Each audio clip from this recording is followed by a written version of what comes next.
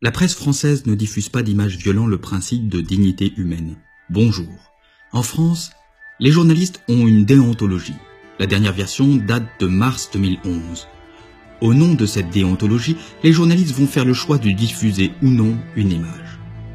Partant du principe que le poids d'une image est plus fort que celui des mots, la rédaction va faire le choix de diffuser ou pas une image à l'ensemble du public, rendant par conséquence accessible ou inaccessible l'essence de l'information.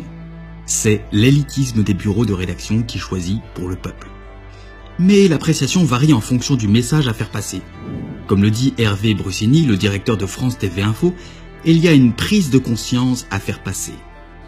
Alors que la pudeur et la tradition journalistique conseillent de ne pas diffuser d'images de morts, l'ensemble de l'élite des bureaux de rédaction va choisir de passer en une le 4 septembre 2015 la photo du petit Aylan Kurdi, un enfant mort, échoué sur une plage turque à Bodrum.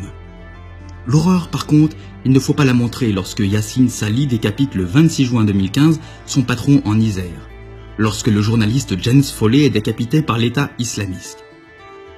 Puisqu'il faut montrer l'horreur sur nos écrans, voilà les premiers mots d'Olivier Ravanello pour introduire son édito montrant des images d'enfants morts en mer Méditerranée.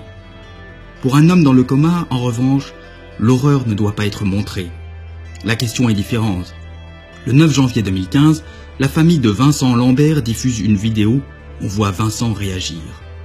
La séquence pour l'élitisme des rédactions est choquante. La vidéo contrevient à la dignité humaine, le visage de Vincent doit être flouté. L'horreur doit être montrée lorsqu'on accuse les forces de Bachar el-Assad d'avoir massacré le village de Ghouta en août 2013. En revanche, il faut cacher les images lorsqu'un mouvement de foule provoque 1603 morts en Arabie Saoudite, pays ami de la France. L'horreur, il ne faut pas la montrer lorsqu'après les attentats du Bataclan, une photo montrant la salle jonchée de corps circulera sur les réseaux sociaux. La presse et les pouvoirs publics se ligueront pour stopper la diffusion de l'image. L'élite rédactionnelle choisit de diffuser les images selon une déontologie bien à elle, pour diffuser une idéologie. Le CSA veille à la bonne application de ces règles.